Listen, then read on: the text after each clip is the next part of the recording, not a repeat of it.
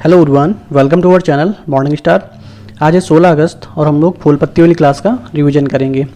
इस क्लास में हम लोग 10 महत्वपूर्ण प्रश्नों का रिवीजन करेंगे जो कुमार गौरव सर द्वारा कराए जाते हैं। इसके साथ में ही लल्लन टॉप बातें जिसमें स्टैटिक जीके कराई जाती है। तो आप लोग वीडियो के लास्ट तक बने रहिए और आप लोगों को इसकी PDF हमारे टेलीग्राम चैनल में मिल जाएगी। टेलीग्राम का लिंक आप लोगों को वीडियो के डिस्क्रिप्शन में मिल जाएगा, तो वहाँ से आप लोग टेलीग्राम चैनल ज्वाइन कर सकते हैं और PDF डाउनलोड कर सकते हैं। देरी ना करते हुए शुरू करते हैं। हम लोगों का पहला क्वेश्चन है, हाल ही में अंतर्राष्ट्रीय हॉकी महासंघ की नवीनतम रैंकिंग में भारतीय हॉकी टीम को कौन सा स्थान प्राप्त हुआ है। तो अंतर्राष्ट्रीय हॉकी महासंघ की नवीनतम रैंकिंग जारी हुई है जिसमें भारतीय हॉकी टीम को तीसरा स्थान प्राप्त हुआ है। तो याद रखेंगे कौन सा स्थान प्राप्त हुआ है, तीसरा स्थान प्राप्त हुआ है। और ये दूसरी बार जो है टोक्यो ओलंपिक में ब्रॉन्ज मेडल जो 41 साल बाद जो प्राप्त हुआ है, तो उसको मिला के दूसरी बार इस ये प्राप्त हुआ है। पहले स्थान पे कौन है, तो FIH में पहले स्थान पे है नीदरलैंड और दूसरे स्थान पे है बेल्जियम और तीसरे स्थान पे आ जाता है भारत।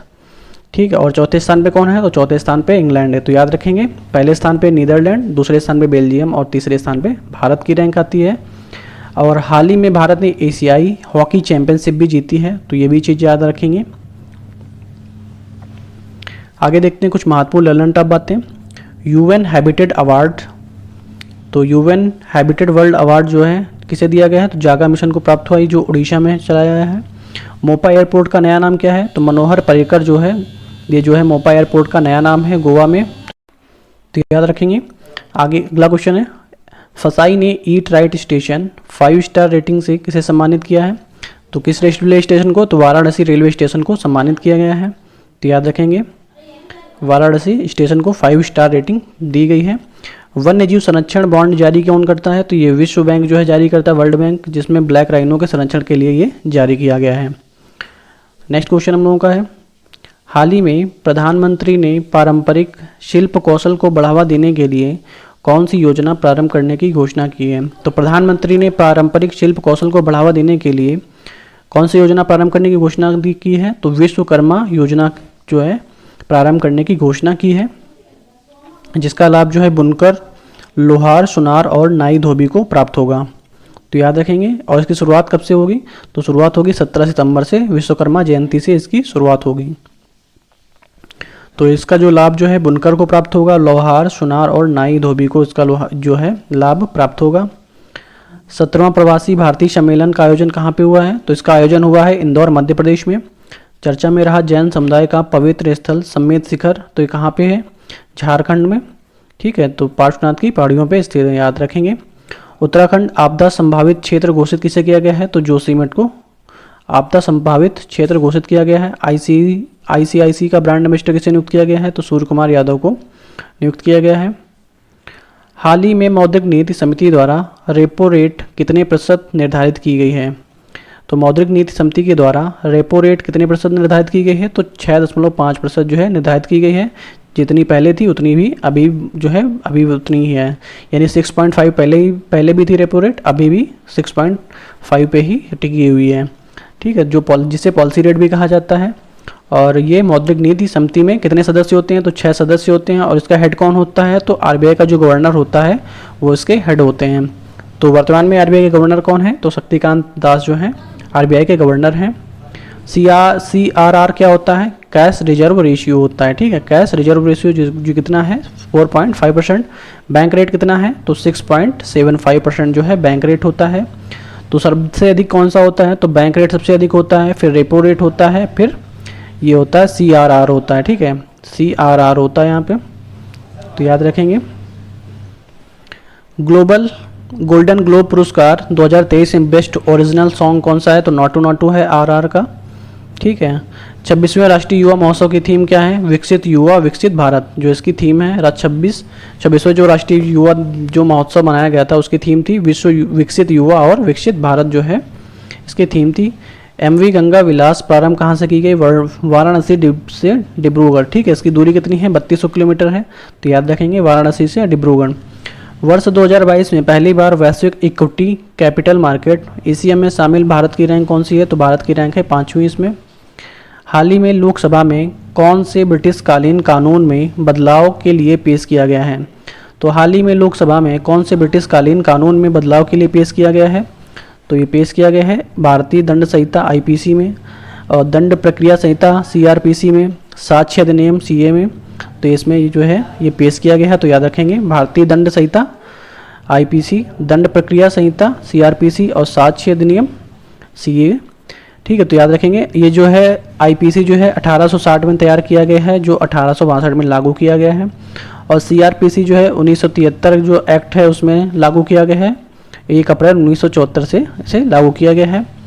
और साक्ष्य अधिनियम सीए जो है ये जो है 1872 एक्ट के तहत आया था। तो याद रखेंगे। समुद्रयान मिशन शुरू कब किया गया है? तो पृथ्वी विज्ञान मंत्रालय के द्वारा इसे शुरू किया गया है, और नीली अर्थव्यवस्था भी इसे बोलते हैं। हर्बालाइफ का ब्रांड एम्बेसडर स्मृति मंदाना को बनाया गया है। 71वें मिस यूनिवर्स 2022 का विजेता कौन है? तो आर बोनी गैब्रियल जो है अमेरिका की, ये जो है मिस यूनिवर्स 2022 की विजेता हैं। ऑनलाइन गेमिंग का पहला उत्कृष्टता केंद्र कौन सा है? तो ये शिलांग जो है, मेघालय में शिलांग जो है ऑनलाइन गेमिंग का पहला उत्कृष्टता केंद्र है। तो याद रखेंगे। हाल ही में चर्चा में रहा लसिका फाइलेरिया रोग का दूसरा नाम क्या है? तो लसिका फाइलेरिया रोग का दूसरा नाम है हाथी पाँव। ठीक है, तो याद रखेंगे। और ये प्रोटोजोआ जनित रोग है, तो याद रखेंगे। जो मास ड्रग एडमिनिस्ट्रेशन एमडीए जो सेकेंड चरण में स्वास्थ्य मंत्रालय द्वारा प्रारंभ किया गया है। फाइलेरिया को 2027 तक समाप्त करने का लक्ष्य रखा गया है, और टीबी को 2025 तक। भारत का पहला 5G सक्षम ड्रोन कौन सा है? तो स्काईवॉक जो है 5G सक्षम ड्रोन है, जिसका विकास जो है आईजी ड्रोन किया है। विश्व आर्थिक मंच की 53वीं बैठक कहाँ पे हुई है? दावोस स्विट्जरलैंड में इसकी बैठक हुई है। 1 अप्रैल 2023 को पेट्रोल में इथेनॉल मिलाया जाएगा, कितना %? तो 20% मिलाया जाएगा। स्टार्टअप दिवस जो है 16 जनवरी को मनाया जाता है, और 2022 में ये पहली बार मनाया गया है। हाल ही में भारत के स्वतंत्रता दिवस के उपलक्ष्य में भारत उत्सव कहाँ प्रारंभ हुआ है? तो स्वतंत्रता दिवस के उपलक्ष्य में भारत उत्सव जो है दुबई यूएई में प्रारंभ हुआ है, यूनाइटेड अरब अमीरात में प्रारंभ हुआ है। कहाँ पे? दुबई में, जिसमें सभी राज्यों की कला प्रदर्शनी लगाई जाएगी। ठीक है, तो दुबई में सभी राज्यों की कला प्रदर्शनी लगाई जाएगी। तो याद रखेंगे। तो भारत उत्सव कहाँ पे? दुबई में। अंधता नियंत्रण पॉलिसी कौन लागू किया है? तो ये राजस्थान ने लागू किया है, right to sight vision. Jallikattu 2023 का आयोजन कहाँ पे हुआ है? तो ये तमिलनाडु में। चौथी औद्योगिक क्रांति का 18वां वैश्विक केंद्र कहाँ पे स्थापित किया गया है? तो ये हैदराबाद में स्थापित किया गया है। सबसे कम उम्र में दोहरा शतक ओडीआई में किसने लगाया है? तो ये शुभमन गिल ने लगाया है। हाल ही में कार्बन लाइट मेट्रो ट्रेवल पहल प्रारंभ करने वाला पहला मेट्रो कौन सा बना है? तो कार्बन लाइट मेट्रो ट्रेवल पहल प्रारंभ करने वाला पहला मेट्रो बना है दिल्ली मेट्रो। और अंतिम लक्ष्य इसका क्या होगा? 2070 तक शुद्ध अन्य कार्बन का उत्सर्जन करना इसका अंतिम लक्ष्य होगा। इसका उद्देश्य क्या है? मेट्रो की टिकट पर कार्बन उत्सर्जन में होने वाली कटौती का दिखाया जाएगा, जिससे ग्राहकों को मध्य जागरूकता बढ़ेगी। तो याद रखेंगे इसका उद्देश्य क्या होगा? मेट्रो की टिकट पर कार्बन उत्सर्जन में होने वाली कटौती को दिखाया जाएगा, जिससे ग्राहकों के मध्य जागरूकता बढ़ेगी, और यही उसका उद्देश्य है। गोल्डन कैलासा अवार्ड किसे प्राप्त हुआ है? तो नानेरा को। एससीओ 2023 शिखर सम्मेलन की अध्यक्षता किसने की है? तो भारत ने की है। साइक्लोन फर्स्ट युद्धाभ्यास भारत और मिस्र के मध्य में हुआ है। इसका आयोजन कहाँ पे हुआ है? तो इसका आयोजन हुआ है राजस्थान में। भार OS mobile app mobile operating system किसने विकसित किया है? तो आईआईटी मद्रास ने इसे विकसित किया है। तो याद रखेंगे भार ओएस आईआईटी मद्रास। उत्तर प्रदेश सरकार भारत का सबसे बड़ा आईआईटी हब कहाँ स्थापित करेगा? तो सबसे बड़ा आईआईटी जो हब है कहाँ पे करेगा? लखनऊ में से स्थापित करेगा। तो याद रखेंगे। ग्लोबल फायर पावर इंडेक्स में भारत की रैंक 4थी है। न्यूजीलैंड के नए प्रधानमंत्री क्रिस हिपकिंस एमएफएक्स 2023 नौसेना अभ्यास का आयोजन कहाँ पे होगा? काकीनाडा आंध्र प्रदेश में इसका आयोजन होगा। सुभाष चंद्र बोस आपदा प्रबंधन पुरस्कार 2023 जो है किसे प्राप्त हुआ है? तो मिजोरम को प्राप्त हुआ है। और जो संस्थागत श्रेणी में प्राप्त हुआ है लुंगलेई स्टेशन जो है उड़ीसा में है, जिसे भी प्रबंधन पुरस्कार प्राप्त हुआ है। हाल ही में विश्व अंगदान दिवस 2023 कब मनाया गया है? तो 13 अगस्त को विश्व अंगदान दिवस मनाया गया है, जिसका उद्देश्य होगा अंगदान को प्रेरित करना व अंगदान की मिथिक को तोड़ना।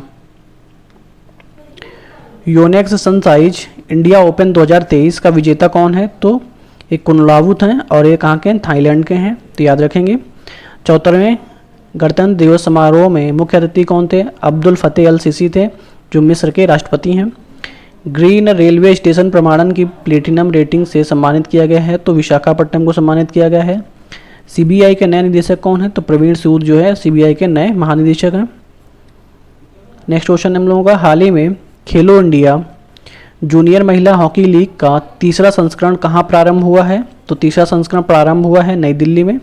तो याद रखेंगे कि खेलो इंडिया जूनियर महिला हॉकी लीग का तीसरा संस्करण नई दिल्ली में प्रारंभ हुआ है। मेजर ध्यानचंद स्टेडियम में ये प्रारंभ हुआ है, जिसमें 13 टीमें भाग लेंगी और चीफ गेस्ट कौन होगा, तो अशांक जो है ध्यानचंद जो है इसके चीफ गेस्ट होंगे, तो याद रखेंगे। आईपीएल 2023 का विजेता टीम कौन सी है, तो ये चेन्नई सुपर किंग है।